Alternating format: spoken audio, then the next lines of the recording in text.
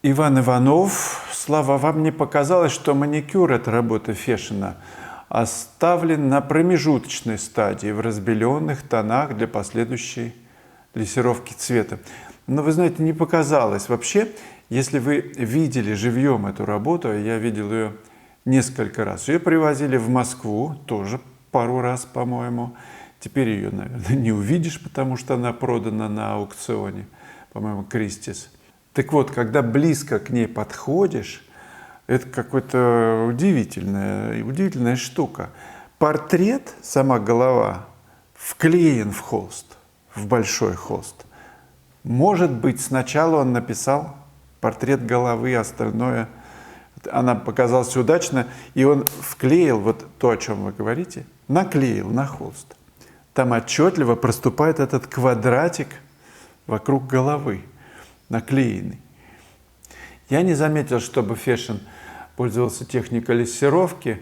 Он обобщал, как мне кажется, когда работа уже подсыхает, еще раз проходит, обобщает какими-то близкими цветами, чтобы все это объединить. Но так, чтобы лессировать, я не знаток лессировочных техник, хотя пробовал, когда учился, причем даже с добавлением какой-то там краски, вот в этот лессировочный лак, или там, я не помню, что это там было, вместе с маслом, наверное. И этот коричневый лак затекал в пастозные такие мазки, там создавая такой эффект старины. Но это интересно, можете попробовать. А работа Фешина, это и другие, мне кажется, завершены. Они написаны так, с максимальной выразительностью, которую художник увидел. Это все в тоне, в цвете, в фактуре, все собрано, все очень кристаллизовано, просто волшебство. Нет, я не чувствую, что это промежуточная стадия.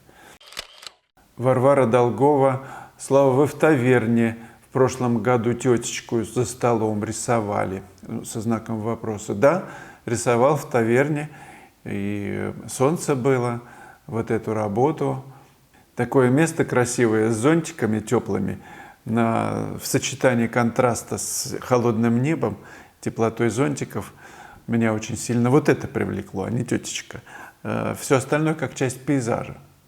Ну, я имею в виду люди, которые были в кадре, холста. Лариса Стрепкова. С сожалением, что нет возможности поучаствовать на ваших живых мастер-классах. Может придумать что-то еще как-то по-другому, живой класс. У нас даже психоанализ стали проводить по скайпу.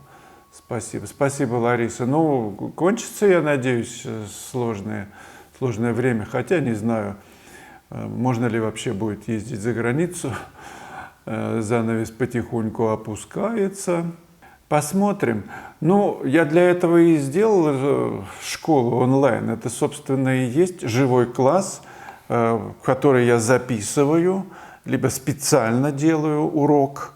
Это мое общение с вами посредством языка живописи. Вы видите палитру, холст, вы знаете, как это пишется, с объяснением, с рассказом.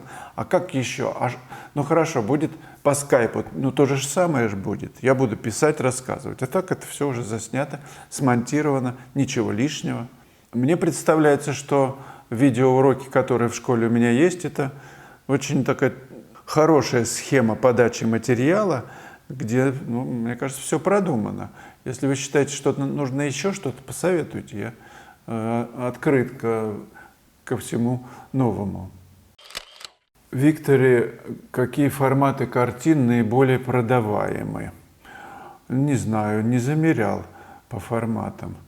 Но всегда наиболее продаваемое качество. И если оно присутствует в малом формате, в среднем, побольше, большом, оно вызовет интерес, притянет к себе зрителя. Мне кажется так. Художник должен работать во всех форматах. И если вы развешиваете экспозицию, должен быть большой формат, средний и малый. И все это увязано в экспозиции. Мне кажется, нацеленность главная на мастерство в живописи, а формат сам придет. Как только мы почувствуем силу, некую такую уверенность, мы можем увеличивать формат. Если Если мы допускаем ошибки, сами недовольны тем, что написали, то большой формат – большие ошибки. Они будут видны, ты их не скроешь. Малый формат – малые ошибки, ты их всегда можешь исправить. А в большом исправить нужно время. Но статистических замеров у меня по поводу форматов правда нет. Если это искренне, если это хорошо написано, срезонирует любой формат. Важно это показать. Ну и через интернет, либо на выставке, показать то, что ты можешь.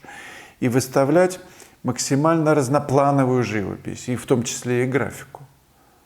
Может быть, даже скульптуру, если вы делаете. То есть показать себя с разных сторон. Тогда зритель увидит широту вашего видения.